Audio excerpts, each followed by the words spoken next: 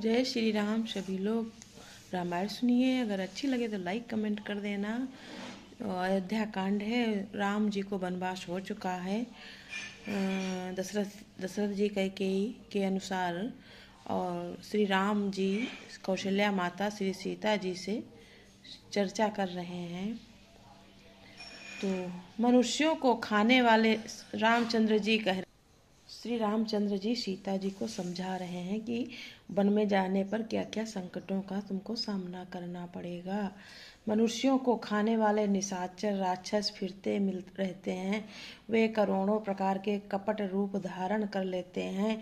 पहाड़ का पानी बहुत ही लगता है। वन की विपत्ति बखानी नहीं जा सकती है। ब्याल कराल बिहग बन घोरा, निशिचर निकर नारी नर चोरा। डर पही धीर गहन सुधियाए, मृगलोचन तुम भीरु सुभाए। हे सीते, वन में भीषण सर्प, भयानक पक्षी और स्त्री पुरुषों को चुराने वाले राक्षसों के झुंड रहते हैं। वन की भयंकरता याद आने मात्र से धीर पुरुष भी डर जाते हैं। फिर हे मृगलोचन, तुम तो स्वभाव से ही डरपोक हो। हंस गवनी तुम नहीं बन जोगु, सुनी अपजसु मोहि दे हैं लोगु। मानस सलिल सुधा प्रतिपाली, जियई की लवन पयोधि मराली। हे सीते, हंस गमनी, तुम बन के योग्य नहीं हो। तुम्हारे बन जाने की बात सुनकर लोग मुझे अपयश देंगे, बुरा कहेंगे। मानसरोवर के अमृत के समान जल से पाली हुई हंसिनी कहीं खारे समुद्र में जी सकती है। नवरसाल बन बिहरन शीला, सोई की कोकिल बिपिन करीला। राहु भवन यस हृदय विचारी, चंद बदन दुख कानन भारी। नवीन आम के वन में विहार करने वाली कोयल क्या करोल के जंगल में शोभा पाती है।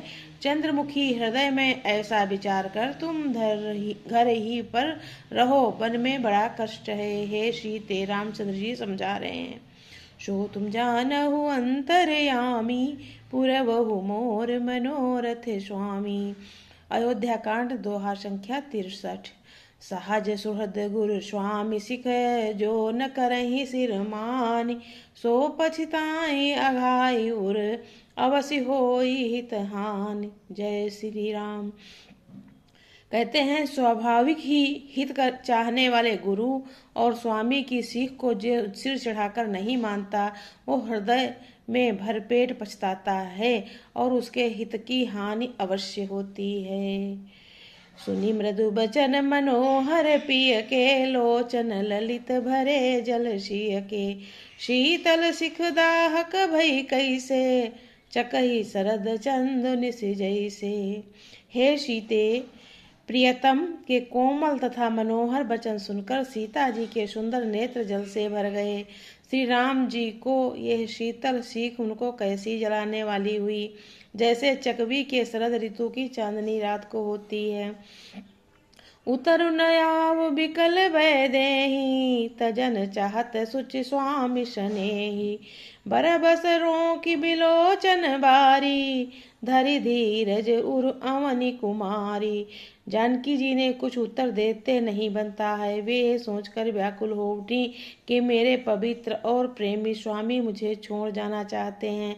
नेत्रों के जल आंसुओं में जबरदस्ती रोककर वे पृथ्वी की कन्या सीता जी की हृदय में धीरज धर करके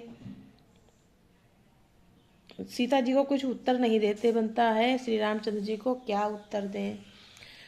त्यागी सासु पग कह लागी सासु पग कह कर जोरी, क्षम भी देवी बड़ी अभिनय मोरी। दीनी प्राणपति मोहि सिख सोई, जेहि विधि मोर परम हित होई। सासू कौशल्या जी के पैर लगकर हाथ जोड़कर कहने लगी, हे देवी, मेरी इस बड़ी भारी ठिठाई को क्षमा कीजिएगा। मुझे प्राणपति ने वही शिक्षा दी है जिससे मेरा परम हित हो। मैं पुनि समुझ दीख मन माही, पिय वियोग सम दुख जग नाही। परंतु मैंने मन में समझ कर देख लिया कि पति के वियोग के समान जगत में कोई दुख नहीं है। सो तुम जानहु अंतर्यामी, पुरबहु मोर मनोरथ स्वामी। दोहा संख्या 64, अयोध्या कांड। सीता जी कहती हैं, मैंने सब अपने अंदर मतलब विश्वास कर लिया है, जान लिया है कि पति के वियोग के समान कोई भी दुख नहीं है। इससे बड़ा प्राणनाथ करुणायतन, सुंदर सुखद सुजान। तुम बिनु रघुकुल कुमद विधु, सुरपुर नरक समान। हे प्राणनाथ, सीता जी कहती, हे प्राणनाथ रामचंद्र जी के लिए, हे दया के धाम, हे सुंदर, हे सुख देने वाले के सुजान हैं, रघुकुल रूपी कुमुद के खिलाने वाले चंद्रमा, आपके बिना स्वर्ग भी मेरे लिए नरक के समान है। मातु पिता भगिनी प्रिय भाई, प्रिय परिवार सुहृद समुदायी। सास ससुर गुरु सजन सुहाई, सुत सुंदर सुशील सुखदाई।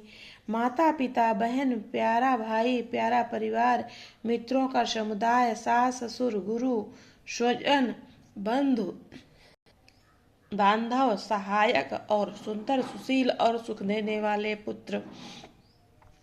जहाँ लगी नाथ ने रुनाते, पिय बिनुति यही तरने होते ताते। तनु धनु धाम धरन पुर राजू, पति विहीन सब शोक समाजू।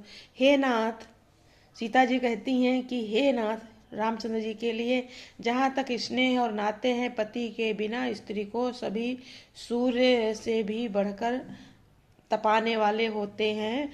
शरीर धन घर पृथ्वी नगर और राजपति के बिना स्त्री के लिए यह सब शोक का समाज है। भोग रोग समभूषण भारू, जम जातना सरिस संसारू। प्राणनाथ तुम बिनु जग माही, मोह कहु सुखद कतहु कछु नाही। भोग रोग के समान हैं, गहने भार रूप हैं और संसार यम यातना नरक की पीड़ा के समान है। हे प्राणनाथ, आपके बिना जगत में मुझे कहीं कुछ भी सुखदायी नहीं है। जिय बिनु देह नदी बिनु ना बारी, तैसे नाथ पुरुष बिनु नारी। नाथ सकल सुख साथ तुम्हारे, शरद विमल विधु बदनु निहारे।